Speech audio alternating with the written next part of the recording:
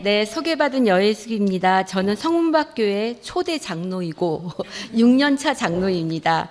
그리고 창립 39년 된 기독여민회 3년차 회장 역할을 하고 있습니다. 제가 받은 제목이 여성 안수와 교회 리더십, 여성 목사보다 더 희소한 여성 장로인데요. 저에게까지 차례가 온 것을 보면 정말 여성 장로가 희소하구나 이렇게 생각했습니다. 오늘 발표는 그 6년차 장로로서 제 경험을 바탕으로 하는 이야기라는 것을 먼저 말씀드리고요. 지난 이제 탄핵전국 비세 광장에서 2030 여성들이 많이 나왔다 이런 말이 있었잖아요. 거기에 대한 답으로 여성들은 늘 우리는 여기에 있었다라고 답했잖아요.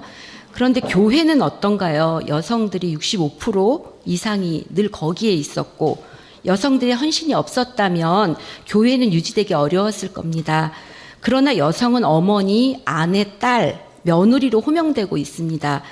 보조자의 역할에서 변화 주체로 기독 여성을 이야기하려고 합니다. 먼저 이제 그 자료에 보시면 여성 장로 비율과 여성 목사 비율을 가져왔는데요. 제가 속해 있는 예장 통합 통계를 가져왔어요. 전체 장로는 여성 장로는 6.48%, 여성 목사는 13.29%입니다. 근데 제가 성문박교회가 속해 있는 영등포노회 소속 교회를 보면 시무장로 여성 장로는 6.4%, 은퇴장로 여성 장로는 7.5%, 시무와 은퇴장로를 합하면 6.7% 이렇게 돼서 예장통합 전체 통계보다 여성 장로의 통계가 좀 낮고요. 그리고 여성 장로가 좀 줄어드는 추세라는 것을 볼 수 있습니다.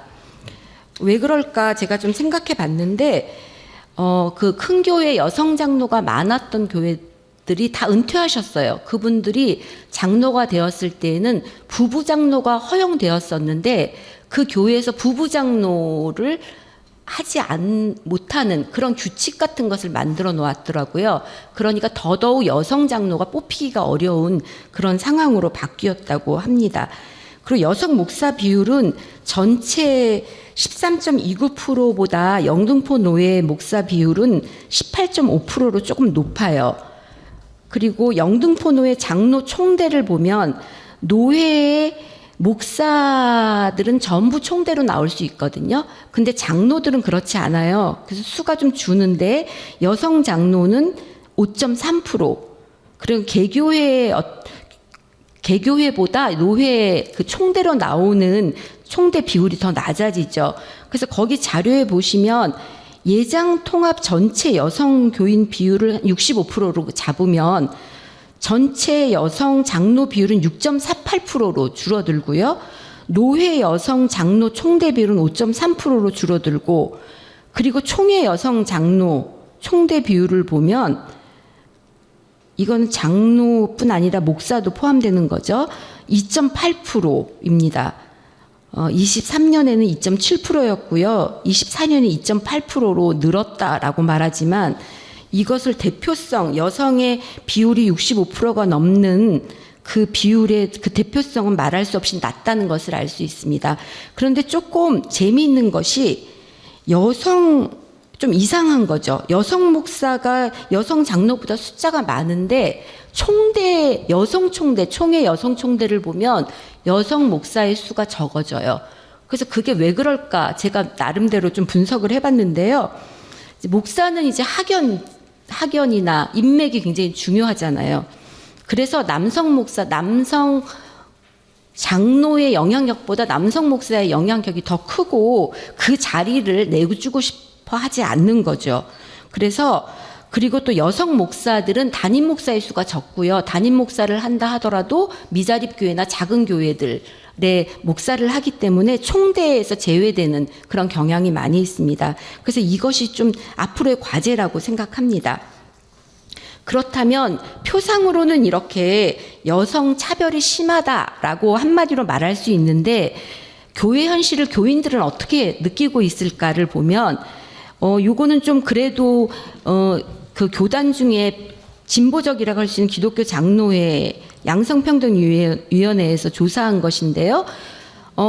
성차별이 있다라는 것, 그렇다가 30.8%, 그렇지 않다가 48.7%이에요. 그래서 그리고 교인은 목회자보다 더 성차별이 없다라고 느끼는 것 같아요. 근데 여기에서 조금 더 주목해 봐야 될 것은 30세에서 39세까지는 60.5%가 성차별이 있다라고 답했습니다.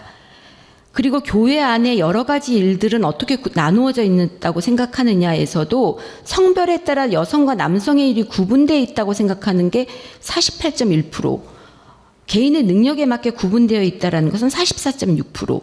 이것은 이제 한국교회 여성연합회 그 5개 교단이 함께하는 그런 연합회에서는 또 이것도 차별이 반반이라고 느끼고 있는 것 같아요. 그리고 교회 내 차별의 이유를 보면 경제력, 교회 직분, 여성이 순서의 1, 2, 3위를 점하고 있잖아요.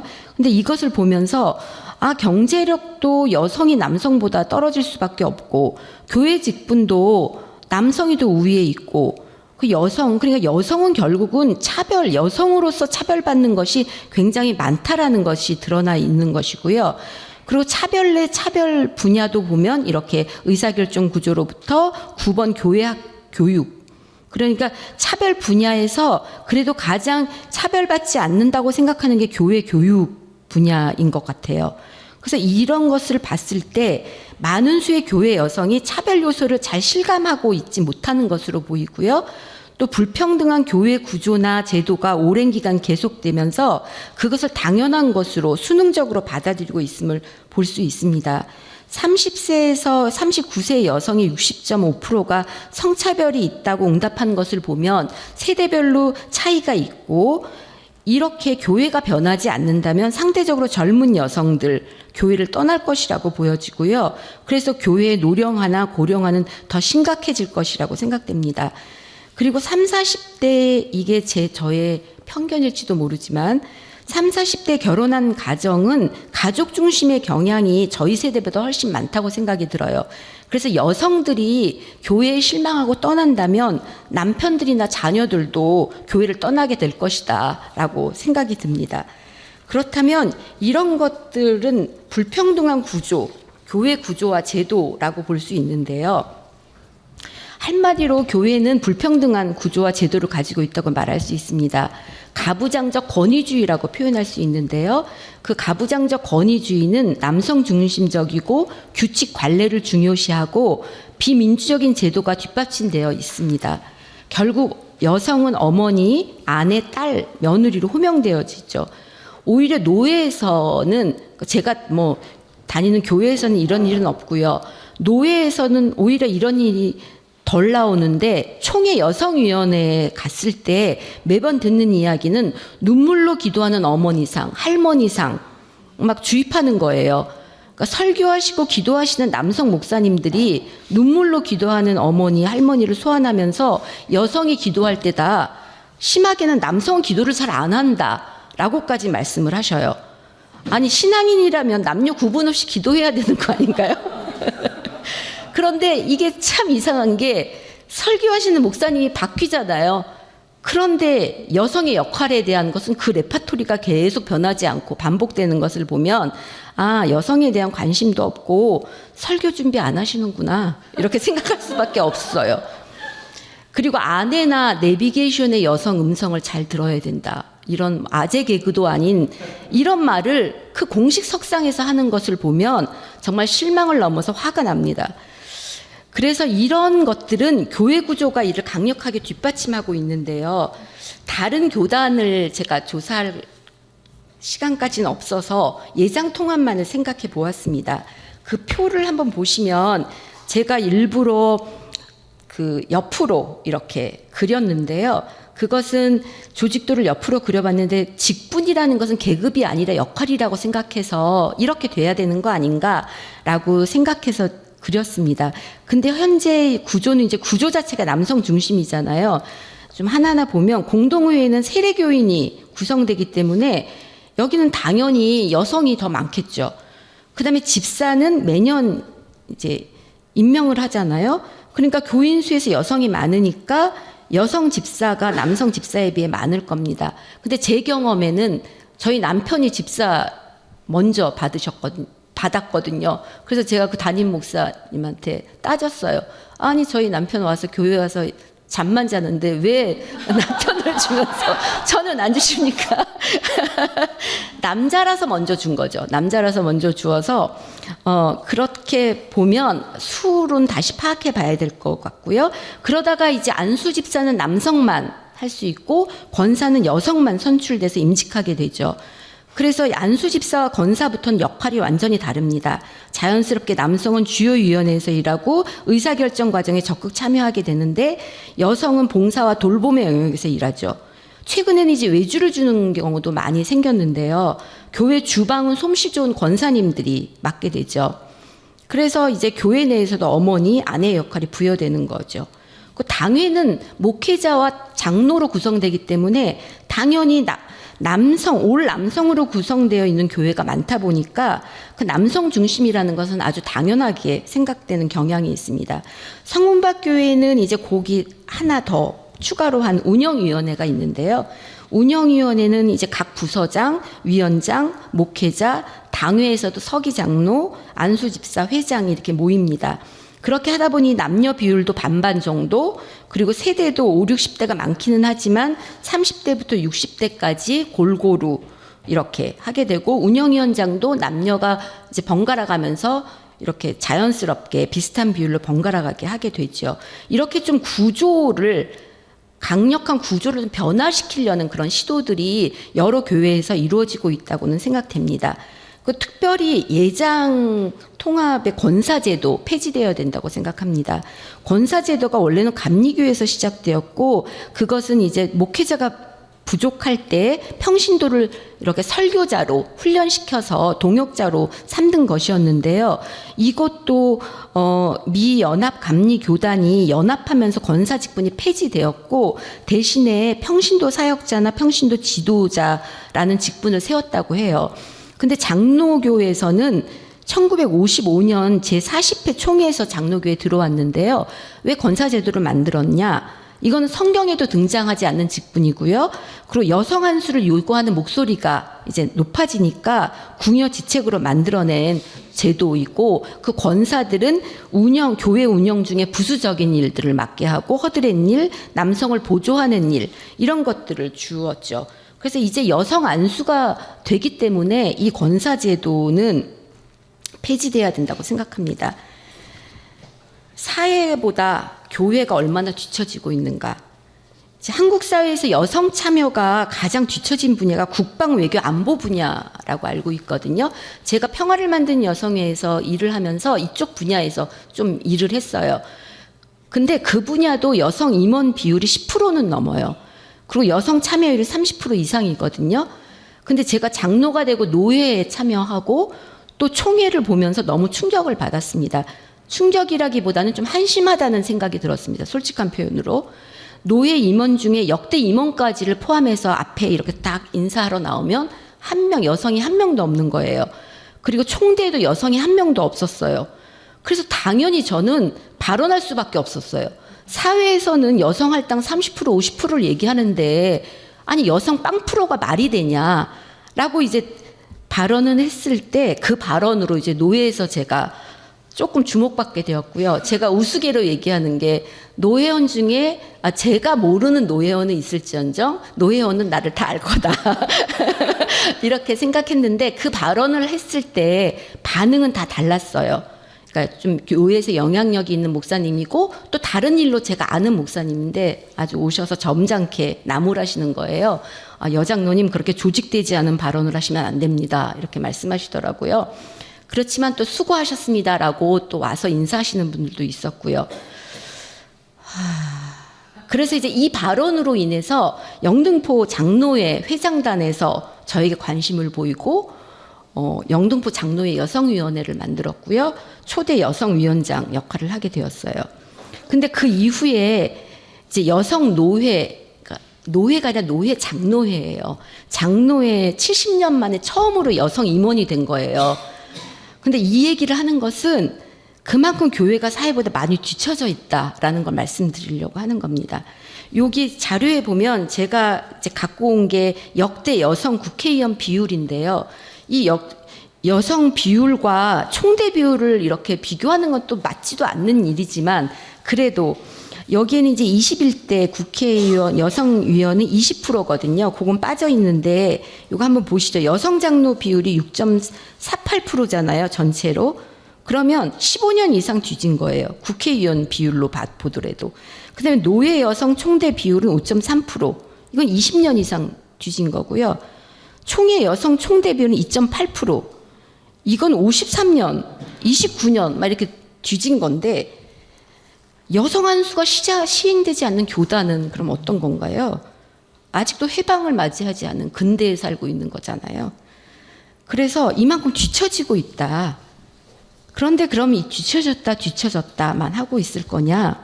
무엇이 변해야 될까? 이제 그것에 대해서 좀 얘기하려고 합니다. 그리고 여성 안수에 반대하는 것은 여성 안수는 여성이 교회 지도력으로 서기 위해서 꼭 필요한 기본 조건이잖아요. 그래서 여성 안수를 반대하는 것은 하나님의 말씀에도 유배되는 것이라고 저는 생각합니다. 오늘 이제 포럼의 큰 제목이 교회와 사회의 변화 주체로서의 기동 여성인데요. 사회에서는 여성이 변화의 주체라는 것이 부각되고 인정되고도 있습니다. 근데 여전히 무시되기도 하죠. 지난 윤석열 정부에서는 여성을 지우는 정책들을 막 마련했었잖아요. 그래서 이미 성평등하다 하면서 여성가족부를 폐지하려는 시도도 했고요. 또 모든 여성 정책은 후퇴했습니다. 그래서 여성들의 저항은 강했고 여성들에게 국가는 없다라고 외쳤는데요. 교회는 어떤가요? 여성을 위한 교회는 없다라는 생각이 들어요. 그럼 여성을 위한 교회, 여성에 의한 교회는 어떻게 만들어져야 될까? 무엇이 변화해야 될까? 조금 생뚱맞기는 하실 수도 있을 텐데 저는 평화, 폭력 감수성이 좀 높아져야 한다고 생각합니다. 이것은 이제 성인지 감수성과도 연결되는데요. 평화학자 요한 갈퉁은 평화라는 것이 모든 종류의 폭력이 부재하거나 축소되는 과정이라고 이렇게 말하면서 평화는 갈등의 비폭력적이고 창조적인 변형이다라고 말하고 있습니다. 그래서 평화, 소극적 평화, 적극적 평화 많이 들어보셨을 텐데요. 그렇다면 평화가 폭력을 줄여나가는 것이라고 한다면 폭력에 대해서도 좀 감수성을 가져야 된다고 생각합니다. 폭력은 직접적 폭력, 누구나 알 수 있어요. 폭력이 일어났구나 하는 것을. 그런데 그것만 있는 것이 아니라 간접적 폭력이 있거든요. 간접적 폭력은 구조적이고 문화적 폭력으로 나뉘고 있어요. 구조적 폭력은 이렇게 권력 있는 자들로 인해서 만들어진 거예요. 제도, 법, 정책, 기구, 이념, 계급 단기간에 잘 변하지 않고 형식을 갖춘 제도화된 권력을 말하고요. 문화적 폭력은 구조적 폭력을 정당화하는 그런 문화적인 장치, 이념, 가치, 담론, 그러니까 정치적이고 관습적인 작용의 종합이라고 볼 수 있습니다. 그래서 어떤 폭력도 구조적이고 문화적 폭력의 작용과 무관할 수 없는데요. 예를 들면 한반도가 분단돼 있잖아요. 그것도 구조적 폭력이거든요. 근데 그게 어떻게 작동하느냐, 불안감도 갖다 주지만 한국 사회에서는 색깔론이나 빨갱이 프레임으로 공격하는 일들이 많이 있잖아요. 이런 것 현상이 발생한다는 거죠.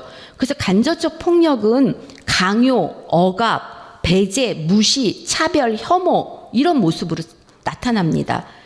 여성 배제하고 무시하고 이런 것들 다 폭력적인 구조 때문이거든요.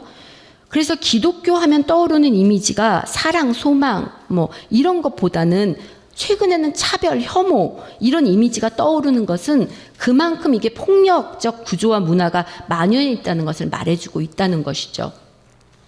그래서 폭력을 줄여나간다는 것은 개인의 변화도 필요합니다. 그렇지만 폭력적 구조를 방치하고는 평화적 관계를 형성하기가 어려워요. 그래서 폭력이 개인의 일상적 삶에 어떻게 스며져 있는지 성찰하고 개인의 감수성을 높여지는 것도 필요하고 조직의 구조와 문화가 어떠한지도 살피고 제도의 변화를 위해 노력해야 된다는 겁니다. 그러니까 교회의 제도와 문화가 어떤지를 잘 살펴봐야 된다는 거죠. 그리고 또 힘의 관계를 잘 파악할 수 있어야 한다고 생각합니다. 힘은 필요하죠. 힘 이퀄 폭력은 아니에요. 그리고 사랑도 사랑의 힘이 있어야 할 수 있는 것이죠. 그런데 그 힘이 그리고 힘이 어떻게 사용되고 있는지를 잘 성찰해야 되는데요. 힘은 절대적 강자, 절대적 약자가 있는 것은 아니라고 생각합니다. 제임스 폴링은 힘은 관계망으로 조직되어 있다고 말해요. 그래서 저 사람과 관계가 좋다고 착각할 수는 있지만 그 힘이 어떻게 작용하는지를 잘 살펴보지 않는다면 그 관계가 평화로울 수는 없죠. 그래서 나의 위치에서 힘이 어떻게 사용되고 있는지, 그리고 힘이 어떻게 나눌 건지, 아니면 힘을 강화하기 위해서는 어떻게 할지, 힘을 잘 사용하는 것이 중요하고, 이것은 조직의 민주적 운영과도 연결되어 있습니다. 제가 좀 이렇게 잘 설명하고 있나요? 네. 네. 그래서 교회 내 성폭력도 마찬가지죠. 이게 목사의 권위, 위력에 의한 성폭력이나 그루밍이 많잖아요. 이것은 성폭력은 성평등과 반비례한다고 볼 수 있어요. 그러니까 성폭력을 예방하기 위해서는 성평등한 문화가 확산되고 성인지 감수성이 높아져야 되는 거죠. 그러니까 원인을 잘 찾아야 그것에 대한 대응을 할 수 있고 바꿀 수 있다고 생각합니다. 구조와 제도는 힘이 있는 그룹에 대해서 만들어지는데요. 여성 차별 구조가 단단할 때 여성 안수를 요청하는 것은 그 구조와 제도에 대한 저항입니다. 그래서 여성 안수 제도는 변화의 첫걸음이라고 할 수 있죠. 남성에 의해 주도되는 것을 여성들이 힘의 분배를 요구한 것이에요. 그래서 그 반대가 굉장히 심하고요. 지금도 심하죠. 예정 통합만 하더라도 61년이 걸렸어요. 반대를 하는 그 명분이 말도 안 되는 명분으로 그렇게 지내왔거든요. 몇몇 교단에서는 이 첫 발걸음도 떼지 못하도록 지금 여러 가지 이유로 들어막고 있는 것이에요. 부끄러워해야 되는 일입니다. 그건 폭력이라고 생각합니다. 예장통합 총회에서는 총회에 가면 언제나 합동 측과 이제 작년이 30주년 여성 안수 허락 30주년, 올해가 여성 안수 시행 30주년이에요. 거기에 가면 총회장님께서 이렇게 말씀하셔요. 합동층과 비교하면서 예장 통합은 그래도 이미 30년 전에 여성 안수가 이루어졌습니다. 이렇게 말씀하시면 전 속으로 30년이 되었는데 아직 이 모양이냐 이런 생각이 들어요. 예. 첫 걸음은 떼었지만 아직 갈 길이 멀어요. 아직 세 발자국도 못 떼고 있는 거죠. 그래서 저는 어떻게 무엇이 변화해야 되는가, 당연하고 여겨지는 것을 낯설게 보고 의문을 가져야 된다고 생각해요. 제가 그 장로회에서 제 나이 또래의 한 남성 장로님께 여쭤봤어요. 노회고, 장로회고, 단상에 있는 사람들이 모두 남성인 것이 이상하지 않으셨어요? 라고 물었더니 그분의 답이 그러니까 계속 그래와서 이상하다고 생각하지 못했다는 거예요. 그분 굉장히 좋으신 분이거든요. 우리가 당연하게 생각하는 것, 그런 것도 낯설게 보고 이게 맞나? 의문을 갖는 것으로부터, 질문하는 것으로부터 변화가 시작된다고 생각합니다. 그리고 사회적 고정관념, 편견을 알아차리는 것도 중요하고 내 안에 어떤 고정관념이나 편견이 있는지를 알아차리는 것 중요해요. 이런 고정관념이나 편견이 문화적 폭력으로 작용하는 것이거든요. 그래서 그것을 막 비판하기보다는 사람마다 살아온 환경에 따라 영향을 받잖아요. 그러니까 그것을 좀 알아차리고 함께 바꾸어 가는 것이 필요하고요. 거기에는 이제 문화의 반영인 말들을 바꾸어 나가는 것이 중요하다고 생각합니다. 제가 여기 그때도 틀렸고 지금도 틀린 말 이렇게 썼는데요. 암탉이 울면 집안이 망한다. 여자와 접시는 밖으로 내돌리면 깨진다. 여자와 북어는 사늘에 한 번씩 패야 한다. 이런 얘기 들어보셨어요? 30대 분들? 네, 이런 얘기가 얼마 전까지 통용됐어요. 그런데 지금은 그 말 하면 안 되잖아요. 암탉이 울면 알을 낳는다 이렇게 얘기하기도 하고, 아니 패다니 그건 폭력인데, 이건 폭력이잖아요. 폭력을 조장하는 말.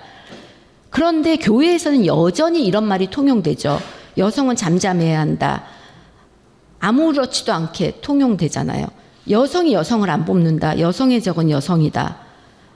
그리고 최근에는 여성 총대 문제로 발언을 했더니 뭐라고 하냐면, 그런 발언할 때 부드럽고 겸손하게 해라. 이런 말을 하면서 여성들을 주눅들게 하고 검열하게 해요. 여성들도 그렇게 공격적으로 얘기하지 말아야죠. 이렇게 막 회의할 때 그렇게 말씀하시는 분들도 있거든요. 그래서 명절에 하지 말아야 될 목록이 있잖아요. 그런 명절에 하지 말아야 하는 말 목록이 있듯이 교회 내에서도 쓰지 말아야 할 차별적인 말 목록을 좀 만드는 게 필요하다고 생각해요. 그거 좀 젊은 사람들한테 이거 들으면 상처되는 말들 좀 받아서 그런 것들 서로 안 쓰도록 좀 조심하고, 그러면 인식을 규정하고 또 인식을 반영하는 일상의 말들을 좀 바꿔 나가는 거, 이런 것들을 좀 했으면 좋겠습니다. 그리고 거기 보면 제가 삼각형 그림을 그렸는데요. 이 삼각형 그림은 갈등이 있을 때 그걸 해결하는 수단 방법을 큰 카테고리로 이렇게 나눈 것이에요. 힘, 제도, 뭐 규칙이나 법률, 대화, 이것인데요. 이것이 다 필요해요. 적절하게 필요한데 지금은 역삼각형으로 형태라면 이게 안정된 삼각형으로 이렇게 바뀌어 나가도록 하는 것이 좋지 않을까라는 생각에서 이걸 좀 소개하려고 했습니다. 사실 대화로 문제를 해결하는 것이 정답이 될 수는 없습니다. 하지만 그렇게 하려고 노력하지 않으면 권위 있는 당회나 남성들에 의해 결정되고 힘에 의해 일방적으로 결정될 수밖에 없습니다.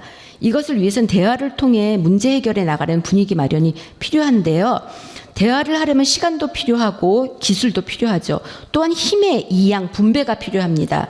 모두가 참여하고 모두가 의견을 말할 수 있고 자유롭게 말하고 비판받지 않은 안전한 구조가 필요합니다. 평등한 관계가 안 되면 대화가 잘 이루어지지 않습니다. 그래서 모든 것을 만장일치로 할 수는 없지만 중요한 의사결정에는 모든 세대가 참여하고 모든 의견들이 골고루 될 수 있도록, 그러니까 여성의 참여를 보장하듯이 청년, 때로는 청소년의 의견들도 수렴할 수 있는 구조가 필요하다고 생각합니다. 새로운 시대로 나가기 위해인데요. 제가 여러 번 연습했거든요. 30분 안에 마치려고. 네, 이게 조금 전에 이제 김성희 목사님께서 말씀하신 것들에 제가 현실적인 살을 붙인 것 같은 생각이 들었어요.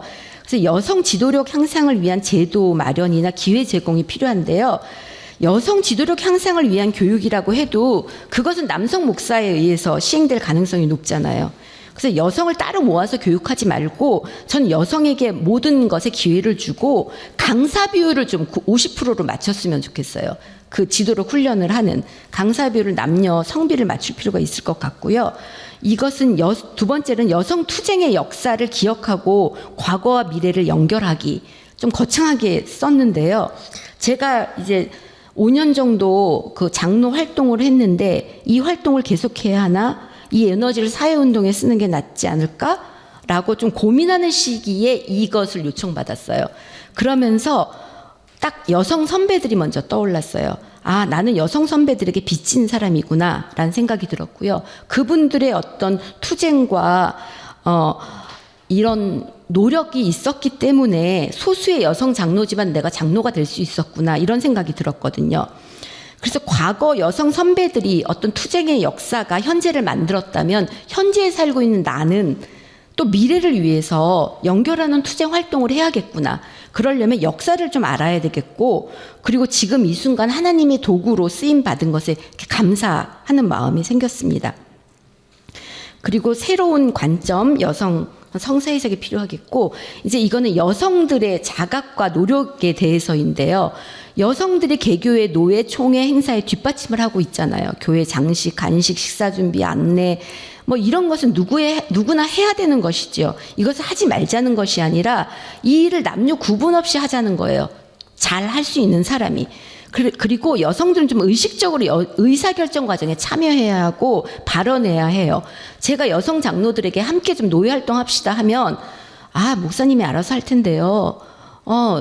저기 목사님께 여쭤봐야 돼요. 저희 교회는 노예 활동하는 안 하는 지침이 돼 있어요. 이렇게 좀 그러시거나 발언하시지 않고. 그래서 이렇게 회의 구조에서 좀 당당하게 이야기하는 그런 훈련 필요하고요. 그리고 현재 교회 제도와 관례에 순종하는 것이 아니라 하나님 나라를 만들어가는 동역자로서 변화의 주체가 되어야 한다고 생각합니다. 그래서 변화의 주체로 참여하는 게 뭐냐?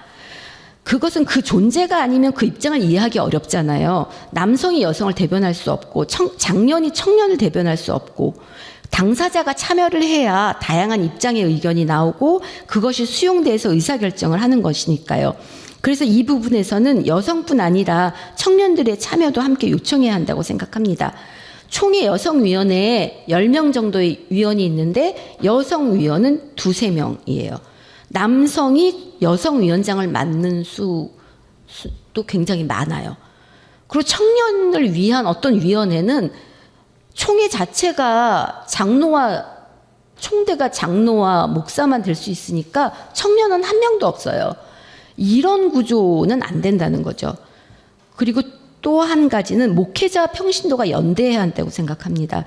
여성 안수 운동이나 또 저희가 여성 총대 확대를 위해서 영등포 노회에서 이제 규칙까지 만들었거든요. 여성 총대 목사 1명, 여성 장로 1명 이렇게 보내는 것을 할 때 목회자와 평신도가 연대해서 했고요. 그리고 남성과 청년과도 연대해야 돼요. 연대 폭을 넓혀 나가는 것. 그래서 우리의 지지 기반을 넓히는 것 중요하고요. 그리고 또 하나는 교회가 사회 걱정거리가 되는 지금 현실이잖아요. 그래서 일찍이 기독 여성들은 기생관광에 대한 고발, 일본군 위안부 문제, 반핵 운동 등 여성 문제뿐 아니라 평화 문제, 사회적 이슈에 앞장서서 나갔습니다. 하지만 현재는 사회적 이슈에 하나도 소리내지 못하고 교회 안에 갇혀버렸어요. 우리가 살아가는 사회적 요구에 신앙인으로 제대로 응답해야 한다고 생각합니다. 불편해도 괜찮아. 이것은 불편해 할까봐 망설이면서 할 얘기 못하지 말고 하자라는 것이고요. 그리고 말하지 않으면 모르는 것 같아요.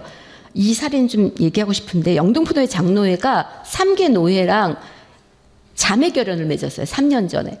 자매 결연을 맺고 예배드리고 하는 순서지에 자매 가로치고 형제 결연 이렇게 쓰신 거예요. 그래서 이 자매까지 쓰기를 허용하지 않는구나 이렇게 생각했는데 그 다음 해에는 삼형제 연합 예배, 연합 수련회 이렇게 쓴 거예요. 그래서 올해는 이제 영등포노회에서 하는 순서이기 때문에 제가 그것에 대한 문제 제기를 하고 3노회로 바꾸었어요. 이것은 근데 제가 없으면 안 되는 일이었잖아요. 그래서 또 이거 언제 바뀔지 몰라요. 임원이 바뀌면. 그런데 익숙한 거기 때문에 그렇다고 생각하거든요. 그래서 그리고 제가 장로회 임원 처음 됐을 때 장로회 행사하는데 간식 준비하러 그 임원 장로 부인들이 오시는 거예요. 권사님들이 와서 막 하세요. 왜 권사님들이 오셔야 되나 그랬더니 기꺼이 하는 겁니다. 이렇게 장로님들이 얘기하는 거예요. 근데 그 다음 해부터는 장로들, 임원들이 스스로 하게 되었어요. 이렇게 조금씩 얘기를 하면 바뀌긴 하더라고요. 그런데 자꾸 가만히 있으라고 하잖아요. 그래서 외치지 않으면 듣지 않는다. 좀 시끄럽게 하자라고 생각이 들어요. 그래서 저희가 할 때 여성위원회가 미리 모여서 기도회도 하고 모여 앉고 발언하면 박수치고 반대 의견 이상한 의견 하면 야유 퍼붓고 막 이렇게 좀 시끄럽게 굴었어요. 그러니까 좀 이게 영향력이 생기더라고요. 그래서 이것뿐 아니라 이 과정은 너무도 지난한 과정이어서 하나님과의 관계를 단단히 하지 않으면 지치게 되는 것 같아요. 그래서 제가 장로 되고 기도를 더 열심히 하게 되었어요. 그러니까 노예 활동하면서. 왜냐면 제가 지치지 않으려고. 그래서 하나님 관계도 더 단단하게. 척박한 이 땅에서 기독 여성이 변화의 주체를 서기 위해서 많은 노력과 인내가 필요합니다. 모쪼록 오늘의 이 논의들이 서로 연대하고 힘받는 시간이 될 것이라고 생각하면서 발표 마치겠습니다.